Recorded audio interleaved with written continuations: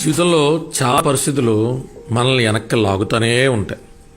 అవి మన ఆర్థిక ఇబ్బందులు కావచ్చు, కుటుంబ సమస్యలు కావచ్చు, వ్యక్తిగతమైన సమస్యలు కావచ్చు, కారణం ఏదైనా కావచ్చు, ఎప్పుడూ బలంగా మనల్ని కింద పడేయడానికి లాగుతూనే ఉంటాయి.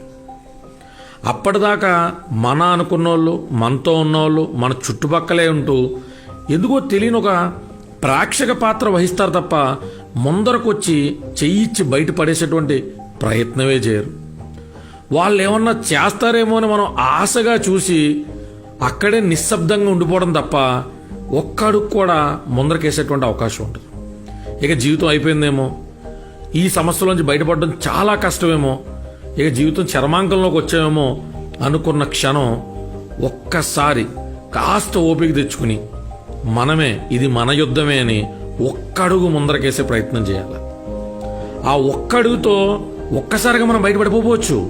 కానీ ఆ ఒక్కడుగుతో మనలో మిగిలి ఉన్నటువంటి నిద్రాణమైన శక్తి ఇంకాస్త ఎదరకు కల్పిస్తూ ఉంటుంది.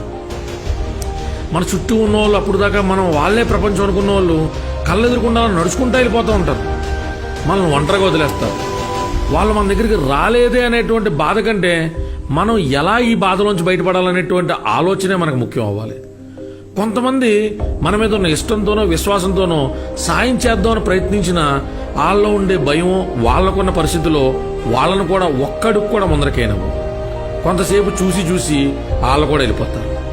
అప్పుడు మనతో పాటు ఉండేది మనం మాత్రమే. మనమే ఎక్కడ లేని ఓపికని కొంగదీసుకుని ఎదరికెళ్ళే ప్రయత్నం చేస్తే అప్పుడు దాకా పిలవని బంధువులు, తెలియని బంధువులు కూడా ఆపద కాలంలో ఆదుకోవడానికి అదిగో అక్కడున్న నీటి ఏనుగులు వచ్చినట్టు కాపాడడానికి వస్తాయి. ఎంత కష్టపడుతున్నారే, మనం ఒక అడుగు ముందరకే సాయం చేద్దామని ఖచ్చితంగా భగవంతుడు అటువంటి కొత్త బంధువుల రూపంలో మనకి సాయం అందించడానికి ముందరకు వస్తాడు. మనల్ని ముందరకి తీసుకెళ్తాడు కూడా, మనల్ని ఆ సమస్యలను బయట పడేస్తాడు కూడా. కావాల్సిందల్లా అటువంటి ఆపద్బాంధవులు వచ్చే క్షణం దాకా మనల్ని మనం కాపాడుకుంటూ ఒక్కో అడుగు ఎదరికేస్తూ ఎక్కడ లేని శక్తిని కూడగట్టుకుని బతికేటువంటి ప్రయత్నం చేయడం మాత్రం. నిత్య జీవితంలో తెలియని, చెప్పుకోలేని కష్టాలతో బాధపడుతున్న మిత్రులందరికీ ఇది కాస్త ఊరటనిస్తుందని ఆశిస్తున్నాను.